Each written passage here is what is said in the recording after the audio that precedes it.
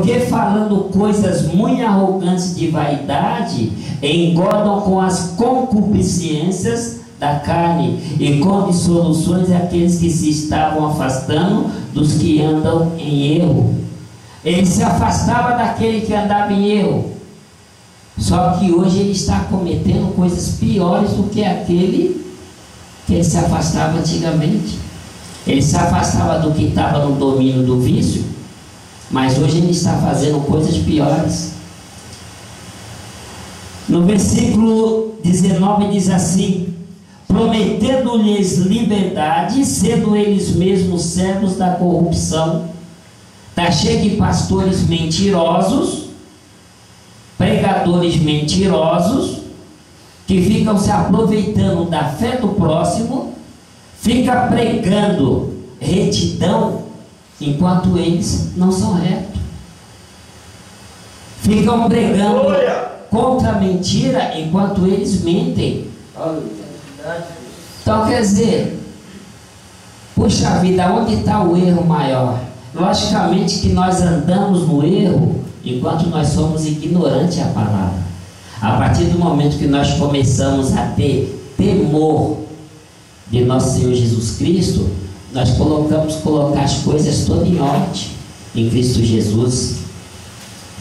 Aí aqui no versículo 20 diz assim: porquanto, se depois de ter escapado das corrupções do mundo, pelo conhecimento do Senhor e Salvador Jesus Cristo, forem outra vez envolvidos nelas e vencido, tornou-se-lhes o último estado pior do que o primeiro. Jesus, ele não disse que quando um demônio retorna à casa onde ele estava, ele traz mais 7 com ele, né? Saiu um demônio quando você aceitou Jesus, e agora quando você para no meio do caminho, aquele demônio retorna trazendo mais 7 demônios com ele, e muitas vezes ele traz legiões ali para dentro. Aí o que acontece, irmãos?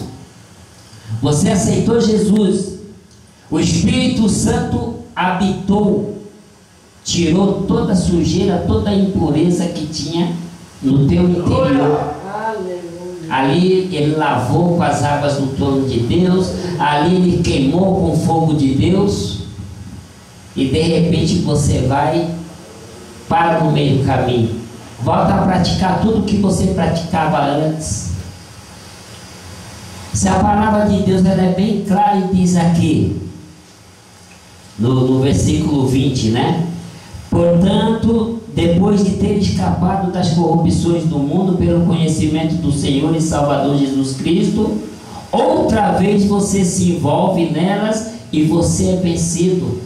Quando você é vencido pelo pecado do mundo, você está se fazendo escravo de Satanás. Você deixou de ser liberto em Cristo e voltou a ser escravo novamente de Satanás. É essas vergas dos olhos que nós temos que tirar. É esse comichicho do ouvido que o apóstolo Paulo pede para a gente tirar, irmãos. Porque Pedro diz assim ainda aqui, ó, no 21, porque melhor lhes fora não conhecerem o caminho da justiça, do que conhecendo se desviarem do santo mandamento que lhe fora dado. Jesus disse: amai a Deus acima de todas as coisas. Primeiro testamento de Deus. Jesus nos disse: bom é Deus que está no céu. Tem pessoas que ele engrandece mais o homem do que a Deus. Tem pessoa que ele acredita no toque de mão do homem, mas não acredita no toque de mão de Deus. Tem pessoa que vê a cura que Deus dá no homem, mas não vê no próprio Deus. Ele só acha que a cura vem se aquele homem tocar nele. Aonde fica aquela promessa? Tudo que pedires em meu nome, eu vos farei. Onde fica? Onde fica a promessa? Onde fica essa promessa? Será que ela saiu da Bíblia? Será que jogaram ela no lixo? Acho que não, né, irmãos?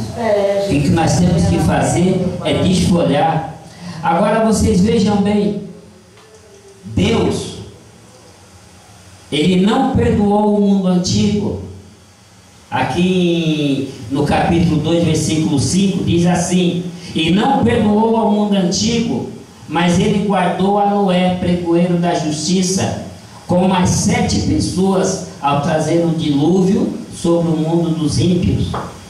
Essas 7 pessoas da família de Noé, que Deus permitiu entrar na arca, foi pelo amor que Ele tinha por Noé, pela retidão de Noé. A família de Noé entrou todo mundo na arca, os filhos dele, a nora e a esposa. Agora vocês vejam bem, nós temos como exemplo aqui, irmãos, só para me entregar a palavra, irmãos, coloque Gênesis 17.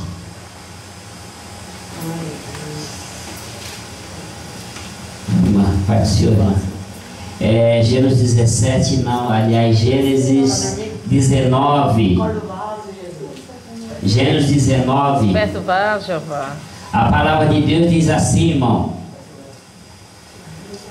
Aqui, ó, capítulo 19 de Gênesis, versículo 13, o 12, irmãos. Então disseram aqueles homens a Ló: tens alguém mais aqui? Teu genro e teus filhos e tuas filhas e todos quantos tem nesta cidade, tira-os fora deste lugar. Se houvesse mais alguém ali que Ló amasse, se houvesse mais alguém ali que Ló quisesse, que ouvisse a palavra de Ló, que Ló ele habitava numa terra onde o que regia era a prostituição, o homossexualismo, a bebedeira, a matança e o roubo. Irmãos, que aquela cidade ali regia. Olha, mas você tem que ficar à vontade, viu? Ficar na paz. Que aquela cidade ali regia somente o homossexualismo. Isso aí é bem claro. Olha bem no versículo 5, o que os homens daquela cidade diz. Quando os anjos chegaram, Ló pegou aqueles anjos, colocou dentro da casa deles, convidou para ele entrar. Os anjos não queriam, até que Ló falou, os anjos entraram. E aqueles homens vieram e disseram para Ló, no versículo 5, onde estão os homens que a ti vieram nesta noite? Traze-os fora a nós para que o conheçamos. Eles queriam conhecer o homem de que maneira? Eles queriam ter relações sexuais com os anjos, sem saber que eram os anjos. Eles queriam. A prova é tanta, irmãos, que olha bem o que Ló disse para eles aqui no versículo 6. Meus irmãos, rogo-vos que não façais mal. Eis aqui 2 filhas eu tenho, que ainda não conheceram homens. Fora, vou-las trarei e fareis delas como bom for aos vossos olhos. Somente não façais a estes homens, porque por isso vieram à sombra do meu telhado. E eles, porém, disseram: sai daí. Disseram mais: como estrangeiro, este indivíduo veio aqui habitar, e quereria ser juiz em tudo. Agora te faremos mais mal a ti do que a eles. Ló, ele estava naquela cidade ali corrupta. Ló, ele orava constantemente. Apesar de Ló ser materialista, gostar de bens materiais, mas ele era temente a Deus, ele era um homem de Deus. E Ló, ele orava, ele clamava tanto, que os anjos de Deus disseram o quê? Os anjos de Deus dizem assim para eles, para Ló. Ele disse assim, ele disse assim: e antes que se deitasse, cercaram os homens daquela cidade, os homens de Sodoma, desde o moço até o velho, e todo o povo de todos os bairros. Ló, me dá esses homens para fora. Ló, me dá esses homens para fora, põe eles para fora, nós queremos conhecê-lo. Em outras palavras, eles queriam ter relações com aqueles homens, porque eles eram homossexuais. Depois eles falaram a Ló que Ló queria ser juiz.